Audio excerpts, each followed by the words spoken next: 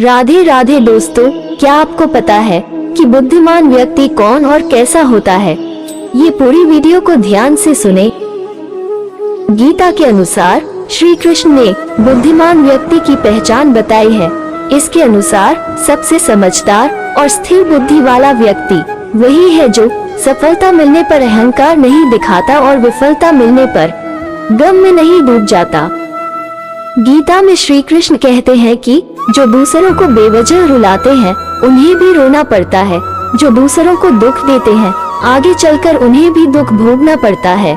केवल डरपोक और कमजोर ही चीजों को भाग्य पर छोड़ते हैं, लेकिन जो मजबूत और खुद पर भरोसा करने वाले होते हैं वे कभी भी नियति या भाग्य पर निर्भर नहीं करते।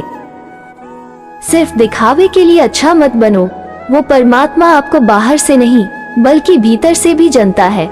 इसलिए कोई भी बदलाव पूरी तरह से स्वयं के लिए होना चाहिए। आप खुश हैं या दुखी, ये दोनों आपके विचारों पर निर्भर है। अगर आप प्रसन्न रहना चाहते हैं तो आप हर हाल में प्रसन्न ही रहेंगे। अगर आप अपने मन में बार बार नकारात्मक विचार लाएंगे तो आप दुखी ही होंगे। विचार ही हर व्यक्ति का शत्रु और मित्र होता है। श्री कृष्ण कहते हैं, किसी के साथ चलने से ना तो कोई खुशी मिलती है और ना ही लक्ष्य। इसलिए मनुष्य को सदैव अपने कर्मों पर विश्वास करते हुए अकेले चलते रहना चाहिए। गीता में श्री कृष्ण ने कर्मयोग, भक्ति योग और ज्ञान योग को ही कल्याण का प्रमुख साधन बताया है। कर्म के प्रवाह से संबंध का टूट जाना ही जीवन का लक्ष्य है और ये लक्ष्य उपर्युक्त तीनों मार्गों से प्राप्त हो सकता है। योग करते वक्त आत्मा की शांति और स्थिति को ध्यान में लाना होता है। कर्म करने में लगना और फल की चिंता न करना जीवन का राजा है।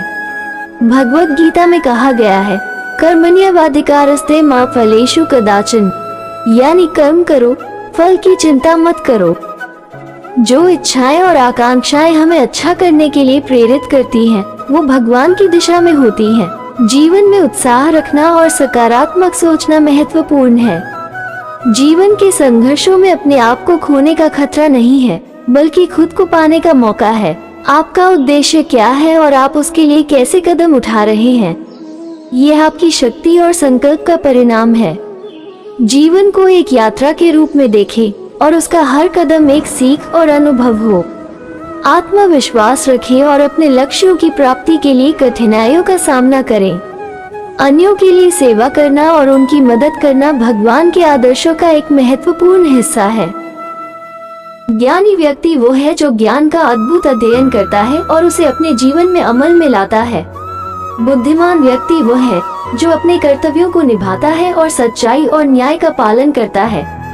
विद्या और बुद्धि के आलोक में अंधकार नहीं रहता। जो व्यक्ति ज्ञान का आदान प्रदान करता है वो अनमोल धरोहर छोड़ता है।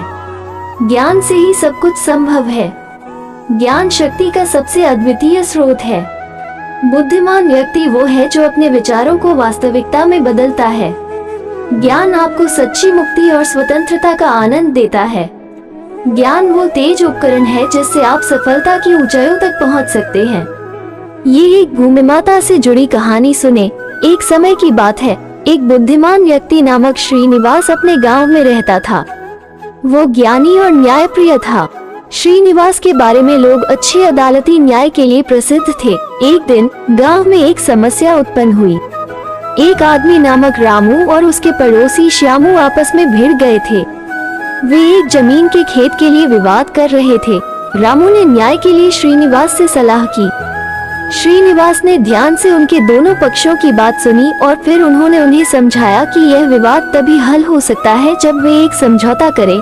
श्रीनिवास ने उन्हें भगवत गीता में श्री कृष्ण के उपदेश के बारे में बताया, जिसमें समझौता और संवाद का महत्व बताया गया है।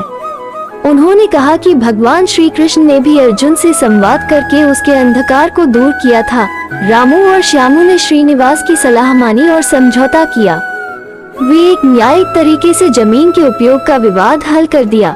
इस कहानी से यह सीखने को मिलता है कि बुद्धिमान व्यक्ति ज्ञान और समझ से अपने और अन्यों के जीवन में सुख और समृद्धि लाने में सक्षम होता है। भगवान श्री कृष्ण के उपदेशों का अनुसरण करने से व्यक्ति अपनी बुद्धिमानी और विवेक का उपयोग कर सकता है ताकि वो न्यायपूर्ण और सच्चे मार्ग पर चल सके।